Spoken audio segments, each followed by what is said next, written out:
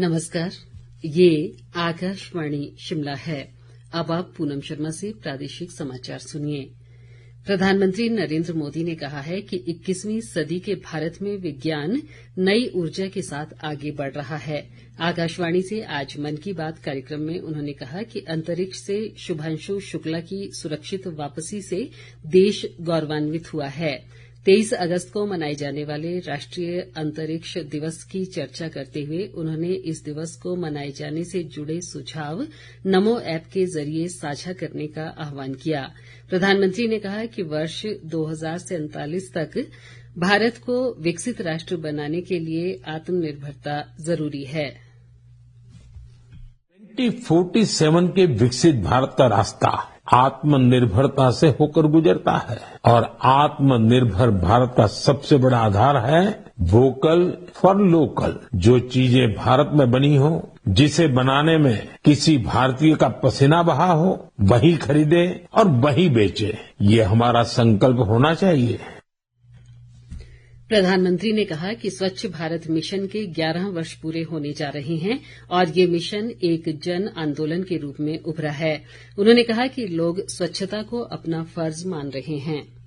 स्वच्छ भारत मिशन, इस मिशन को 11 साल पूरे होंगे, लेकिन इसकी ताकत और इसकी जरूरत आज भी वैसी ही है। इन 11 वर्षों में स्वच्छ भारत मिशन एक जन आंदोलन बना है।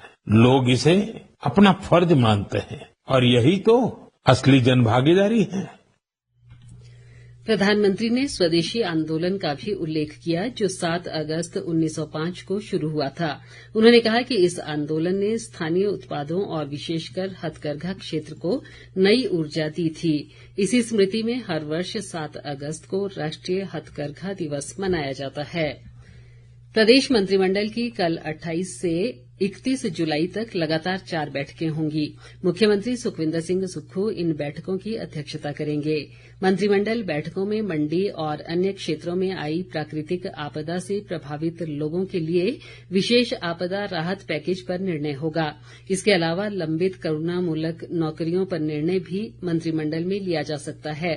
इन बैठकों में प्रदेश विधानसभा के मॉनसून सत्र की तिथियां तय करने पर भी चर्चा होगी। चंबा का अंतर्राष्ट्रीय मिंजर मेला आज से शुरू हो गया है। राज्यपाल शिव प्रताप शुक्ल ने ध्वजारोहण कर इस मेले का शुभारंभ किया। मिंजर मेले के शुभारंभ पर चंबा शहर में एक शोभा यात्रा निकाली गई। राज्यपाल ने ऐतिहासिक चौगान मैदान में विभिन्न विभागों द्वारा लगाई गई विकासात्मक प्रदर्शनियों का भी अवलोकन किया। 3 अगस्त को मुख्यमंत्री सुखविंदर सिंह सुक्खू मिंजर मेले का विधिवत समापन करेंगे। राजस्व मंत्री जगत सिंह नेगी ने बहुचर्चित विमल नेगी मौत मामले में सीबीआई जांच पर सवाल उठाए हैं। शिमला में आज पत्रकारों से बातचीत में उन्होंने कहा कि इतना समय बीत जाने के बाद भी सीबीआई अब तक विमल नेगी की मौत के रहस्य से पर्दा नहीं उठा पाई है। उन्होंने आरोप लगाया कि भाजपा ने इस पूरे मामले में जमकर राजनीति की है। एक आदमी ने आत्महत्या कर दिया, उसको किस तरह से किसी ने इंस्टिगेट किया है, आज तक क्यों नहीं ये प्रूफ हो रहा? सीबीआई कर क्या रही है? सीबीआई से अच्छा तो हमने किया, जिस दिन ये घटना घटी उसके तुरंत बाद सबसे पहले सस्पेंड किया, उसके बाद उनको ट्रांसफर किया, उसके बाद एक एसआईटी का गठन हुआ, उसके बाद जो है हाई पावर्ड कमेटी से जो है एक इंक्वायरी कराई। सारी इंक्वायरियां चली हुई थी। अब ये एक बीजेपी का मुद्दा ये था कि सीबीआई इंक्वायरी होनी चाहिए। कोर्ट में चले गए, सीबीआई पे आ गए। अब सीबीआई करे तो सही, लाए तो सही।